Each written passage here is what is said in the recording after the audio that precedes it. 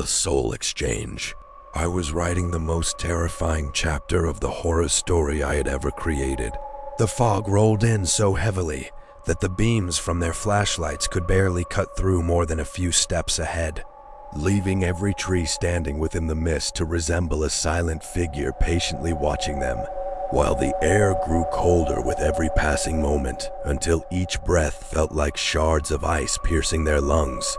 And no one dared to speak anymore because they had all realized that, for the last several minutes, the footsteps echoing somewhere behind the group had always outnumbered the people who were actually walking.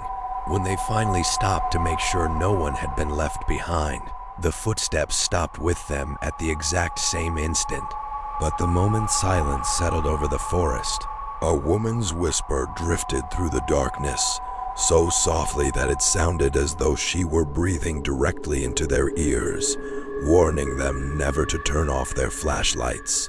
Yet as every member of the group looked at one another with faces drained of color, not a single person admitted to saying those words. And that was the moment fear gave way to outright panic, because they understood the voice had belonged to someone they could not see.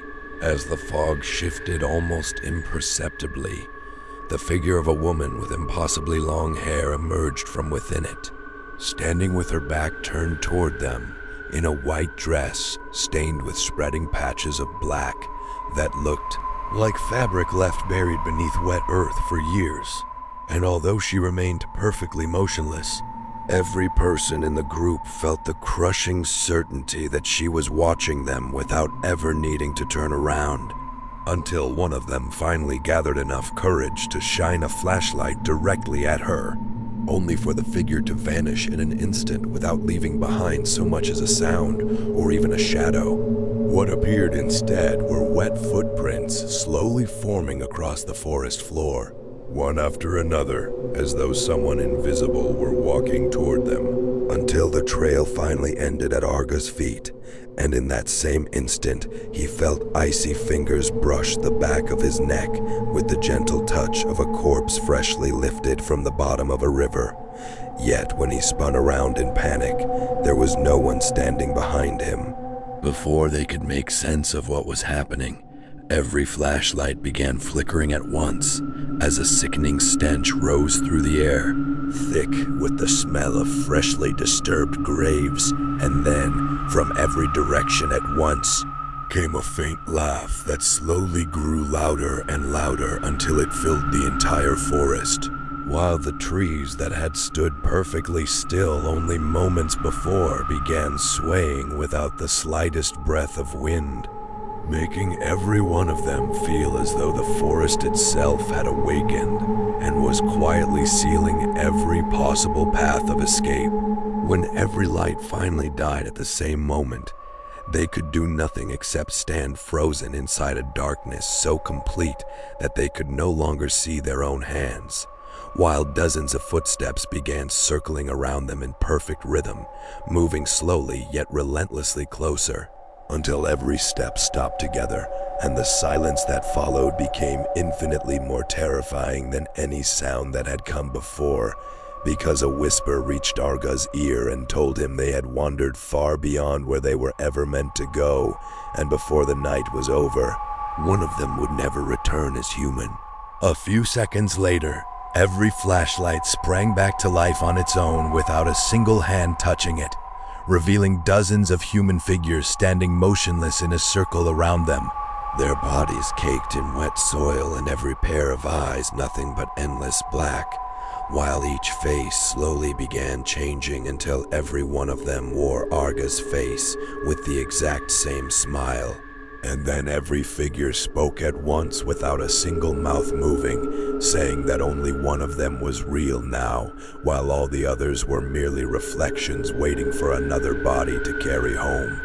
Arga ran without knowing where he was going, because every step only pulled him deeper into the thickening fog, while the sound of heavy breathing chasing him crept ever closer, as though something remained only a single stride behind his back.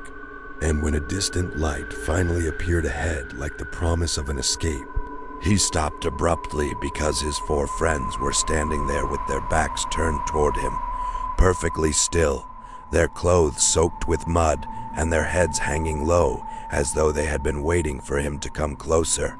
Summoning every last fragment of courage he had left, Arga called out to them while slowly closing the distance. But before he could reach them, all four heads began turning backward with agonizing slowness, while their bodies never moved at all, until their faces were staring directly at him atop necks twisted into impossible angles, their eyes consumed by absolute blackness, and their smiles stretching wider and wider until the corners of their mouths split apart.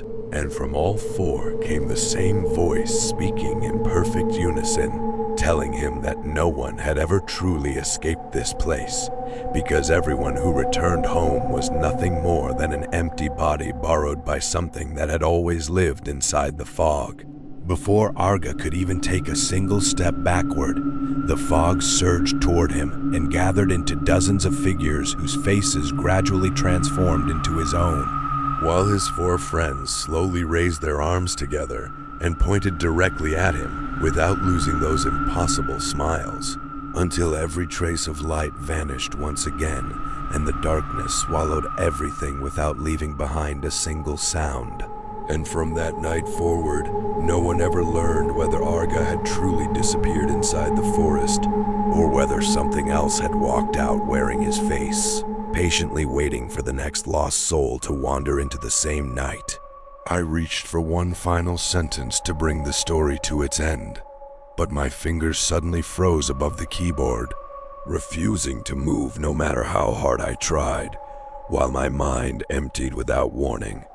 My vision slowly dimmed, and my voice disappeared as though every part of my body had slipped beyond my control within the span of a heartbeat, until breathing itself became strangely difficult and the damp smell of freshly turned earth, which until then had existed only inside the story I was writing, quietly began filling the room around me. Then the laptop screen was gone. I ran. An impossibly dense fog surrounded me from every direction. The sound of footsteps, far more than the number of people who could possibly be walking, was drawing closer behind me. I wanted to stop. My legs refused. I wanted to scream. The fog swallowed my voice before it could leave my throat. I tried to remember who I was, but I couldn't. There was only one name left inside my mind, Arga. And in that moment, Arga realized he was no longer trapped inside the most terrifying chapter of a horror story. He had become the one living it.